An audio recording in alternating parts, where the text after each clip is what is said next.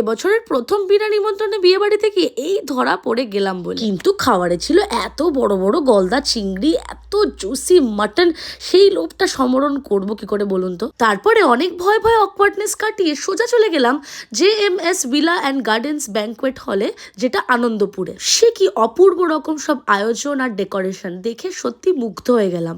তারপর ভীষণ ইচ্ছা করলো বউ আর বরকে একবার চট করে দেখে নিতে। মকটেলে চুমুক দিতে সোজা চলে গেলাম ওদের স্টার্টার্সে। আর প্রথমে নিয়ে নিলাম একটু স্যালাড, তারপর স্যালাড ফ্যালাড সব বাদ দিয়ে মেনলি চলে গেলাম একটু কড়াইশুটির কচুরি আর তার সাথে আলুর দম খেয়ে নিতে। কি অসাধারণ খেতে ছিল। তারপর আরম্ভ হলো ভুড়ি ভোজ। পনির পাকোড়া থেকে ফিশ ফ্রাই, কোনো কিছু যেন বাদ ছিল না। এইসব ট্রাই করে দেখে নিতে গেলাম ওদের বিয়েটা কেমন ভাবে হচ্ছে। একদিন আমাকেও এরকম করতে হবে বাবা, ভাবলেও কেমন লাগে। যাই হোক, এত ভেবে লাভ নেই, আপাতত আউটফিটে কনসেন্ট্রেট করা যাক। একটু ঘুরে ফিরে কেত মেরে মেন কোর্সের দিকে চলে গেলাম। আর গিয়েই গন্ধ পেয়ে গেলাম সেই সুন্দর মাটন বিরিয়ানির। কি অসাধারণ ছিল খেতে, আমি বলে বোঝাতে পারবো না। বিরিয়ানি আর মাটনের দিকে পরে আসছি, আগে বলে দিই গলদা চিংড়িগুলো কেমন ছিল।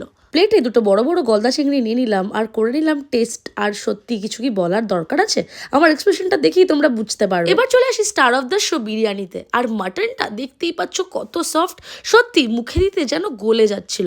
এক্সাইটেড হয়ে দেখে নিতে গেলাম ওদের ক্যাটারিংটা কি করছে। ও বাবা, এ তো ওয়েডিং বেল ক্যাটারিং। যাই হোক, শেষ ভালো তার সব ভালো, কিছু ধরা আর পড়লাম না।